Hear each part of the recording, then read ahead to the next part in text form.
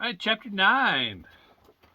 Bussing. And I want to say as an author right now that I wrote this book when bussing wasn't a slang term, and it does not mean that. It means actually getting on a bus and being bussed to someplace, and I will not be mocked for my chapter titles. Moving on. Jay wasn't kidding when he said the bus would be early. I didn't even have time for the crows to show up before my alarm went off at 6 o'clock. At a mild, new guy at school-induced panic began to set in. I grabbed a new pair of jeans and a new t-shirt, a hoodie and shoes, and raced down the stairs. Mom, who was already up for some reason, was dressed for work and had breakfast on the table like she was married to the iconic TV dad from the 50s and needed to make sure her nuclear family got their great start to the day. Morning, I said skeptically again. How exactly was she getting ready like this every morning, without waking me up in the process, especially on floors that creaked as much as this old farmhouse did? Oh, don't be like that, she said, swatting me from across the kitchen. It's my baby's first day at school. I need to make sure he has a good start. See? Right, you're adorable, Mom. I said, sitting down to the toast and juice she had out for me. Do I need to ask the bus driver to wait so you can take a picture of me with my new backpack? Mom sneered at me and went back to the kitchen to get her coffee. She must have been getting ready for her first meeting with the New Brunswick reps. She had some sort of sales manager in the province, and she needed to be in the province at least, but it also had to do a bunch of driving and dressing up. All boring work stuff, he asked me still. But the toast was good. I dipped into the bathroom to make sure my hair and face looked acceptably normal and back into the kitchen to finish my juice. By this point, Mom had packed the picturesque brown paper bag lunch for my first day, and I was going as if I was going to first grade. I wanted to pass on it because it was going into a book bag with a bunch of soon-to-be sweaty gym clothes and textbooks, and I grabbed and gave her a kiss on my way out the door. It was at this point that I realized I would normally grab my skateboard and coast down to the bus stop for school. However, with my still sore palms reminding me of the quaint New Brunswick road infrastructure, I tried my best to stifle the memory and head out to the cool morning air. The morning was crisp, and the dew had just landed on everything. It was glistening in the early sun's light, and the vast valleys and hills that made up the countryside seemed more like picture than a surrounding horizon that they were. And it was quiet. I mean really quiet. I could hear birds on trees 3 telephone poles down, and the crows must have been visiting some farmhouse in the next county over, because I could hear them, but not see them for miles. It was the kind of quiet you get lost in. Downtown Toronto at 6:30 is anything but quiet. It's the beginning of day and rush hour is fast approaching, but here you could hear every whistle, gasp of your own breath. It was serenely unnerving.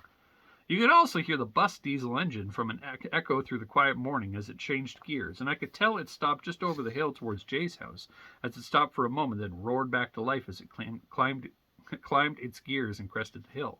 That must be Sarah's house, I said out at the empty road, instinctively checked my shirt and adjusting them in the thought of seeing her again. I watched the big yellow machine as it made its way to the driveway, and slow to a halt, its brakes screechy after a summer of not being used. The driver stopped in the bus perfectly in front of me and opened the door. Chris Weeks? He asked.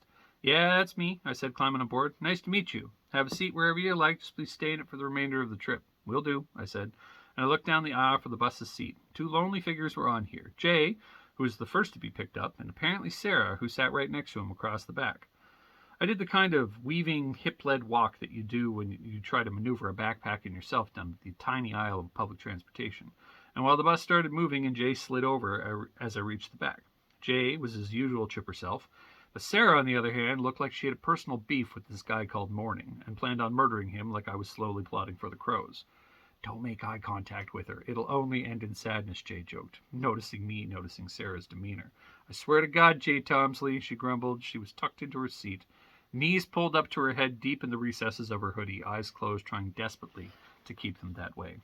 She's like this. Sarah is the absolute opposite of a morning person. She'll often use the last names as a final warning and sudden attack. Jay did his best David Attenborough.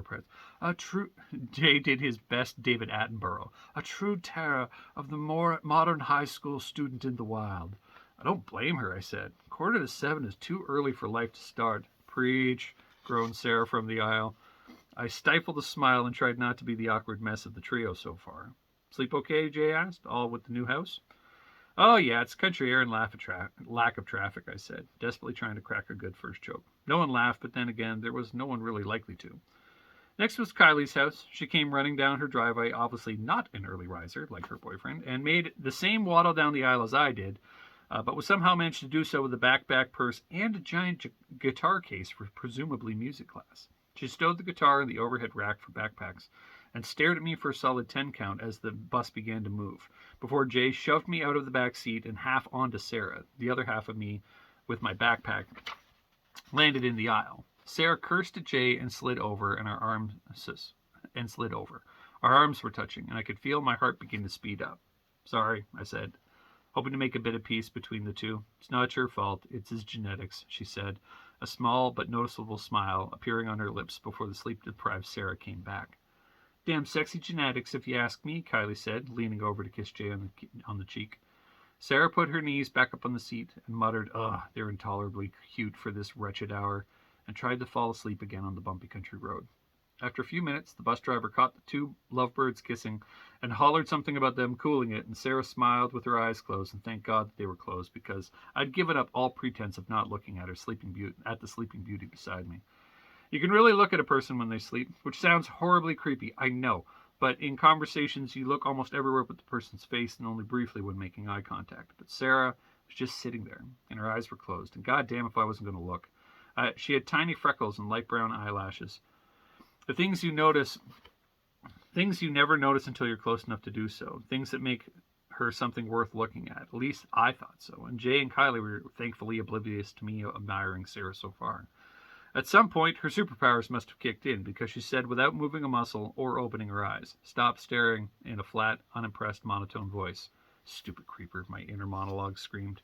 And I shot my vision forward for the long mirror in the front of the bus, one that gave me an oppositely unattractive view of the bus driver's forehead, neck, and from the reflection. The three of us continued to make small talk until the rest of the bus filled. I tried not to even turn my head as Sarah slept or tried to sleep, and while being the third wheel to Jay and Kylie's first school bus makeout session of the year. As far as first days go, I've definitely had worse, but it was hard to imagine going to much better at this point. Then, what after must have been a solid hour of bus driving, we turned a corner and the giant red brick building, which I would loathe and love, came into view. My new school, Peyton County High. That was Chapter 9. Hope you guys like it, and don't get confused about what busing means. Check the description for links to the books, and we'll see you guys later.